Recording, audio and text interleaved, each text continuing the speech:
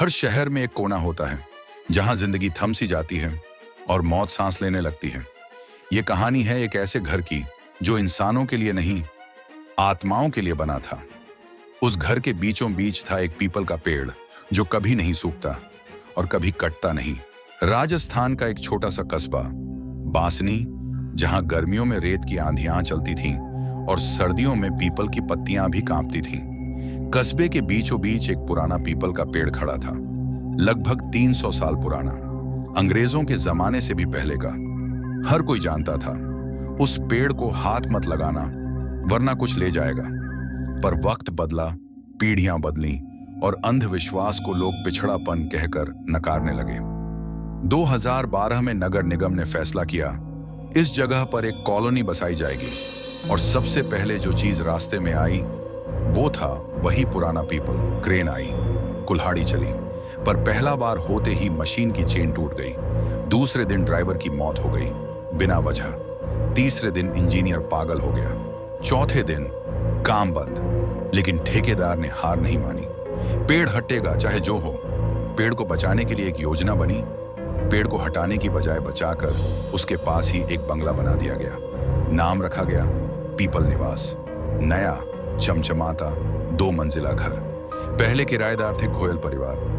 दिल्ली से आए थे, नई नौकरी, नई शुरुआत। मगर शुरुआत बहुत जल्दी अंत में बदल गई। पहली रात को ही 5 साल की बच्ची नैना चिल्लाते हुए उठी, मम्मी वो आदमी खिड़की से मुझे घूर रहा है। माँ बोली, बच्चों की कल्पना है। पर अगले दिन नैना की आंखों के नीचे नीले निशान थे, जैसे किसी ने उसे पकड़कर घसीटा हो।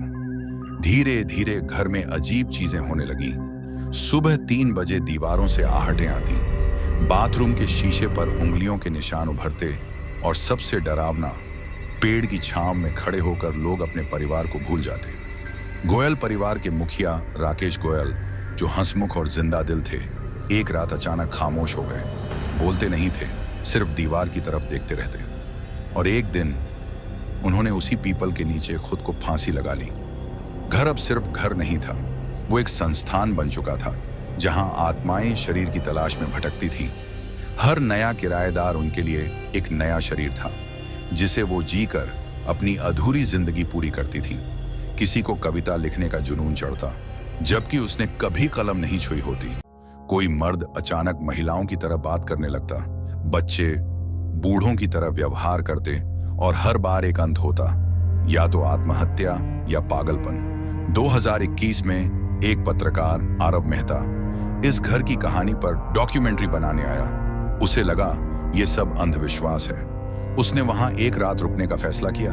कैमरे लगाए, रिकॉर्डिंग ऑन की और फिर रात 2:45 पर कैमरा बंद हो गया। आरव सुबह मिला, पीपल के नीचे, गले में माला, आंखें बंद और मुस्कान, जैसे उसे शांति मिल गई हो। पर वो बोल नहीं पा रहा था और उसकी रिकॉर्डिंग में सिर्फ एक आवाज थी, हम सिर्फ सांस लेना चाहते हैं, बस थोड़ी देर किसी और की जिंदगी में। जांच में पता चला वो पीपल एक सती महिला की चिता पर उगा था जिसने अपने पति के लिए जान दी थी। उसकी अंतिम इच्छा थी, मेरी छांव में कोई न मरे।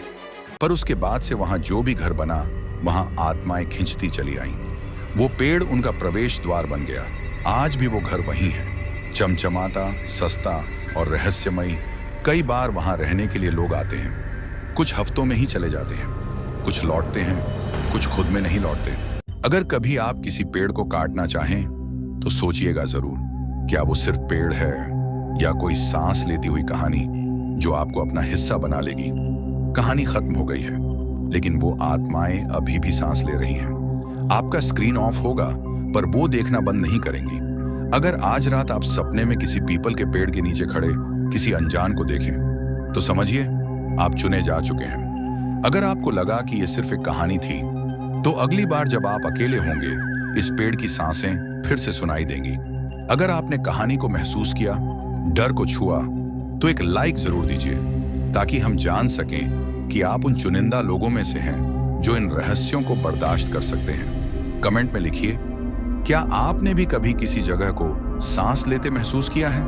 शेयर करें इस कहानी को, क्योंकि कुछ कहानियां बांटनी जरूरी होती हैं, वरना वो आपको ही बांट देती हैं। सब्सक्राइब करें, क्योंकि अगली दस्तक आपके ही दरवाजे पर हो सकती है।